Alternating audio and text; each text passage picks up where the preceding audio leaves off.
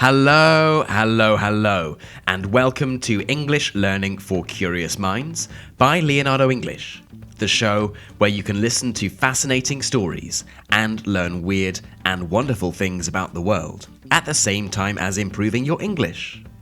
I'm Alistair Budge, and today is a special episode. English Learning for Curious Minds is only just a couple of years old, but it recently passed 1 million downloads. It feels strange to say this, but there we go.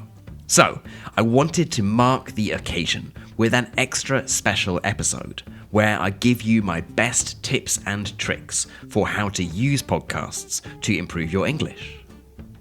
I've spent the past 2 years making podcasts. We are now at almost 250. I've talked to hundreds of our members, and along the way, I've learned some of the most effective ways to use podcasts to improve your English skills. So, that's what we'll be talking about today. We'll start by talking about how to use them to improve your listening. Then we'll talk about how to improve your vocabulary. We'll then move on to how to improve your speaking with podcasts, and finish up by talking about writing. In each of these sections, you'll find specific tips and tricks for different goals and for different difficulty levels. So, I hope you'll find it useful. Okay then, let's get cracking. I want to start with a couple of administrative points. Firstly, no matter whether this is the first time you've listened to English Learning for Curious Minds, or you have listened to every single episode, that's a message to my mother, by the way. Thank you for listening and being part of this.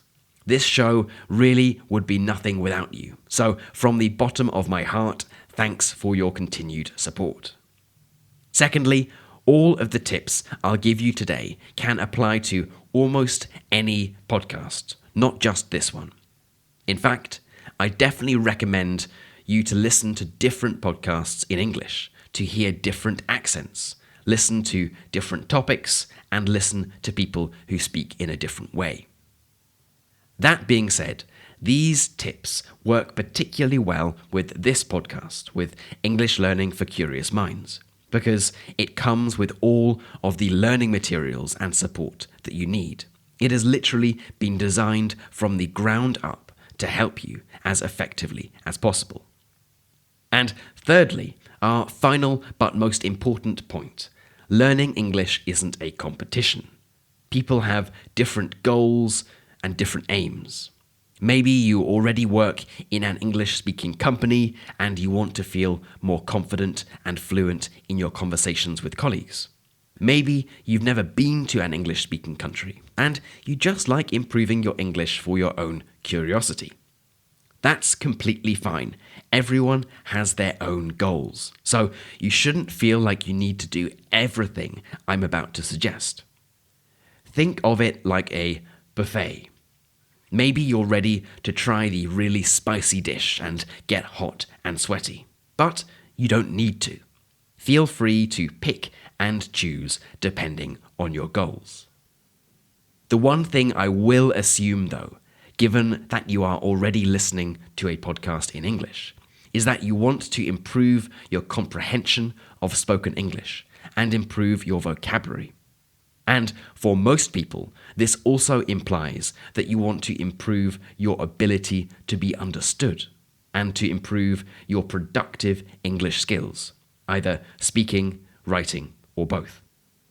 So, with that out of the way, let's start with reminding ourselves what most people do with a podcast they're using to learn English. Perhaps this is what you're doing right now. You press play and listen. Maybe you pick up a few new words, and there is, of course, some subconscious learning going on. The more you listen, the more you understand. Now, you might be thinking, duh, tell me something I don't know. Bear with me here. The reason I mention this is because if this is the only way you are using English podcasts, then you are missing out on some excellent opportunities to improve your grammar, vocabulary, and even speaking and writing. For lots of people, especially if you're the sort of person who listens to a podcast while doing something else, walking, running, driving, or just doing stuff around the house. It's hard to do something else with the podcasts because, well, you're already doing something else. And that's absolutely fine. In fact, one of the great things about podcasts for language learning is that you can fit them in alongside other things. And if this is you, if you normally put on a podcast on the bus or on your drive to work in the morning, here's my suggestion for you. It might sound simple, but in my experience, remarkably few people do it.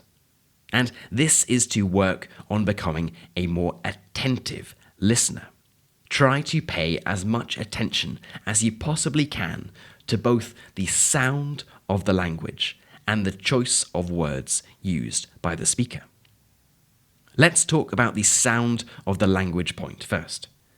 Listening to the sound of a language is incredibly important because if you can't tell the difference between how different sounds are pronounced, then you won't be able to pronounce them correctly yourself. Not everyone can have native level pronunciation, but the more you pay attention to the exact sounds that are being made, the better chance you will have at being able to pronounce them yourself. This might sound quite theoretical, so let me give you a concrete, real-life example. We have lots and lots of listeners from Spain. Listen to what I just said. We have lots and lots of listeners from Spain. Spanish speakers often have trouble with words that begin with consonants. So, a Spanish speaker might have said a listeners and a Spain, instead of listeners and Spain. And listen to the connected speech and intonation in that last sentence. We have lots and lots of listeners from Spain. If you were reading that sentence out loud, you might say, we have lots and lots of listeners from Spain. But when listening to it carefully, you see that the word lots flows directly onto and the D of the and isn't pronounced. I'll say it again, and listen very carefully. We have lots and lots of listeners from Spain. See, you might not have noticed that before, but if you start to train yourself to actively listen out for the sounds, then you will find it much easier when it comes to actually pronouncing these words yourself. Now, let's move on to the next noticing bit and talk about improving your vocabulary by becoming a more attentive listener. Exactly the same idea applies. The more carefully and critically you listen, the better. You can certainly use podcasts, just like any source of input, to help you learn completely new individual words or phrases, words that you have never seen or heard before. But I'd actually think about using podcasts differently in terms of vocabulary building. And that's helping you reinforce words and phrases that you might already know, that might already be in your passive vocabulary. What I mean by this is words or phrases that you would understand if you heard or read them, but that you wouldn't normally produce yourself. An example of this might be words, expressions, and phrases to move from one point to another. The kind of small words or phrases that you might never learn in a textbook or classroom, but are one of the things that separates natural sounding English from obviously non-native English. Again, let me give you an example of this. Well, there you go. I just used the word again to smoothly move from one sentence to another. And I just said, well, there you go. You probably already know what again and well mean, but would you have used them like that in your own speech? If you would have, congratulations. But this is the sort of stuff I'm talking about. Listen out very carefully for these sorts of words and phrases. Notice them and think critically about how they were used. This is a great start and really is about as much as I'd recommend doing for those of you who are listening to podcasts while doing other things. After all, trying to write something down or read a transcript while you're running or driving is a mixture of foolish, dangerous, and plain illegal. So my suggestion here is just to try to improve your noticing skills, particularly on the construction of different sounds and on how words and phrases are used. But really, where podcasts come into their own, where they really excel, where they are really fantastic, is on all of the things you can use them for if you concentrate 100% on them. In other words, don't only listen while you're driving, running, or doing the dishes. Treat them as a learning activity. Sit down at a table or desk and really focus on them. And this brings us to our next section. Now, in this section, I will refer to having the transcript and vocabulary lists for a podcast. In case you were unaware, all episodes of English Learning for Curious Minds, all episodes of this podcast, come with a transcript and key vocabulary, as well as subtitles. Some other podcasts provide transcripts, but most don't, and to my knowledge, there are no other English podcasts that provide subtitles, transcripts, and the key vocabulary in the same way as this one does. So you can follow the tips I'm about to provide without these learning materials, but you will learn more quickly with them. So let's get into it. You're sitting down at your desk or kitchen table. You have decided to set aside 30 minutes to actively learn. What do you do? Well, because we were talking about active listening in the first section, let's continue on that path. As you might expect, if you are fully concentrating, you can do everything we talked about in the first section, but with considerably more success. Let's talk first about building your vocabulary and moving words and phrases from your passive vocabulary to your active vocabulary. Here's what I'd encourage you to do. When listening to an English podcast, keep a notebook open to write down new and interesting words or phrases. Now, what does new and interesting mean? The beauty of this is that the choice of what words you want to learn is completely up to you. I remember talking to a member of Leonardo English from Argentina who worked with aeroplanes, and he had a very good English vocabulary when it came to words related to aeroplanes and aviation, but his day-to-day vocabulary wasn't nearly as good. The point is that the most useful vocabulary for you depends on, surprise, surprise, you. And for most people, there is little value in learning words that you won't need in your day-to-day life. If you are listening to the episode on whaling, for example, you might hear the word harpoon. If you didn't know what it meant, it was the weapon that was used to hunt whales. But thankfully, this is a pretty irrelevant word for most people nowadays. So if I were you, I wouldn't waste my time and energy trying to remember it. But for words and phrases that you hear and think, that's the kind of thing I would say in my own language, this is where you should focus your energy. And here's how I do it. In your notebook, write down the original word or phrase.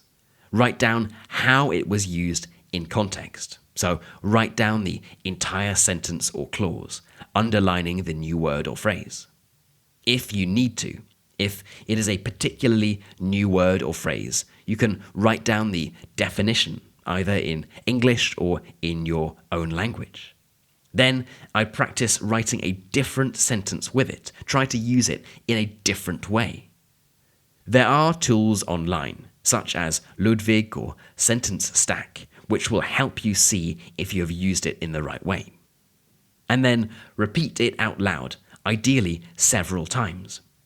If you do this, you are significantly more likely to actually be able to remember the word or phrase when it comes to the time to use it yourself.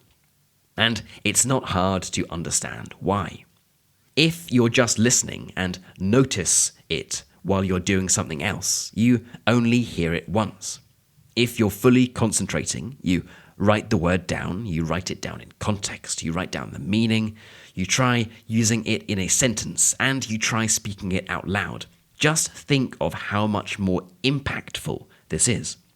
You haven't just heard it once, you have interacted with the word or phrase an additional 5 times.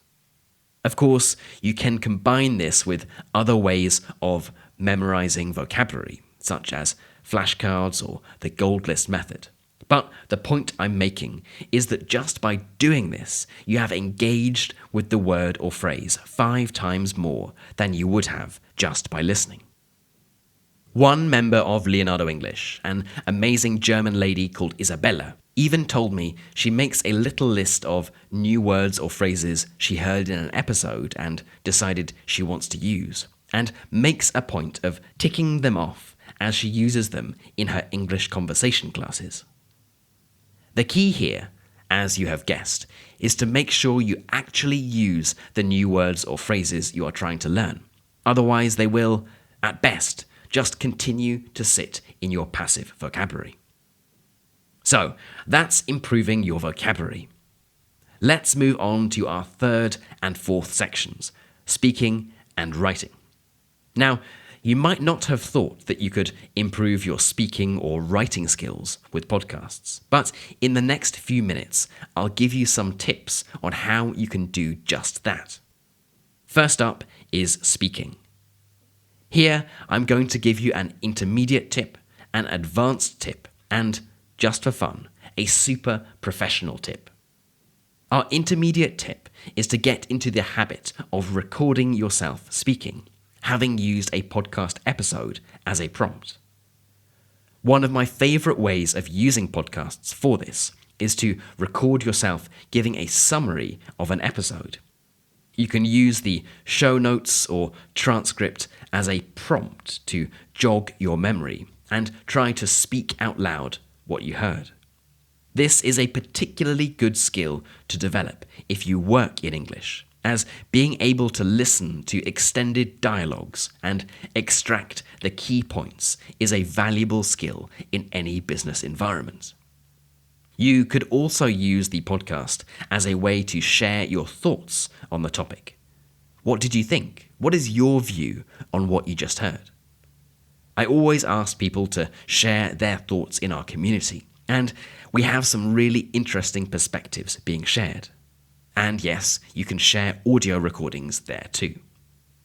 If you are particularly interested in improving your pronunciation, and you have the transcript of an episode, you can record yourself actually pretending to be the host of a podcast. You literally read it out loud, record yourself, and then compare yourself to the original. You might be thinking, can I just speak out loud? Do I actually need to record myself? Of course, you can, but recording yourself has several benefits. Firstly, it actually forces you to do it, and do it for a fixed period of time.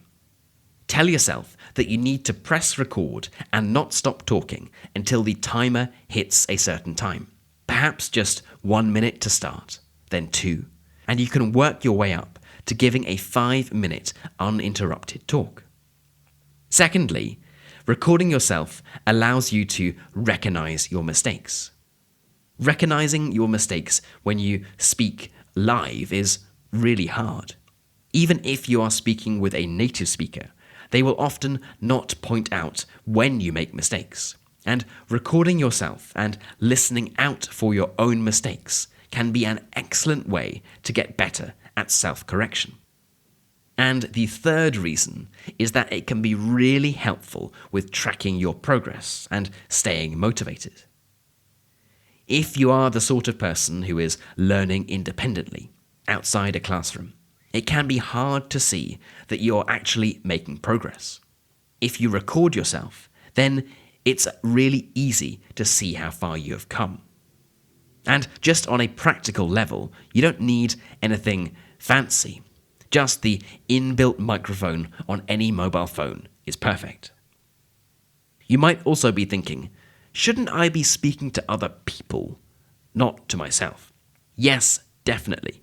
This shouldn't be done instead of speaking to other people, but it can be done in addition to it. The reality is that not everyone has the chance to speak to other people in English all the time, let alone native speakers. So recording yourself, speaking to yourself, can be a great option if you don't have the opportunity to speak much in English. Okay, our advanced technique to improve your speaking skills with podcasts is shadowing.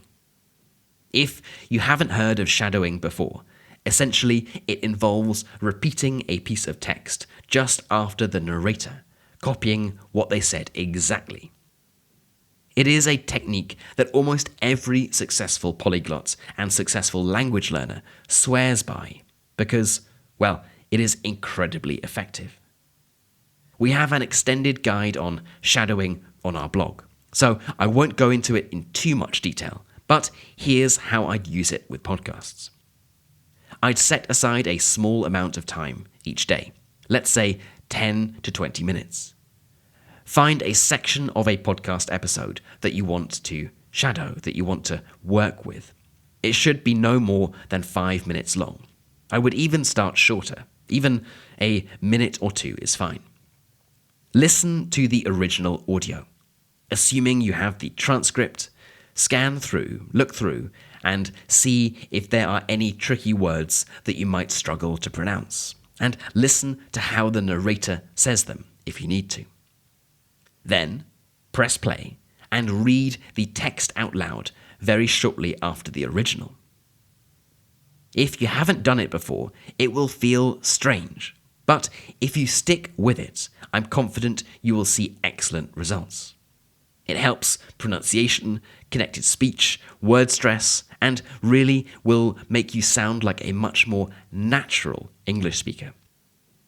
Again, there's a guide on the Leonardo English blog with a lot more information on this, so I definitely recommend checking that out if you want to do it. And I said I'd give you a super advanced, professional even, way in which you can use podcasts to improve your speaking. I actually found out about this after speaking to an amazing member of Leonardo English from China who is doing a master's in interpreting. She listens to a podcast and practices doing simultaneous interpreting, imagining that she is having to translate an episode real time into Mandarin.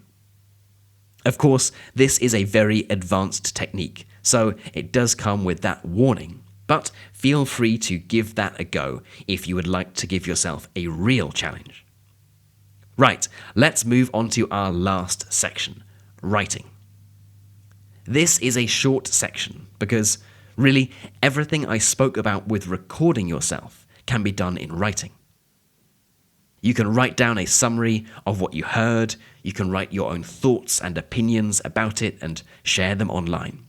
And you can even transcribe it. You can try listening to a podcast episode, writing down what you heard, and comparing that with the original transcript.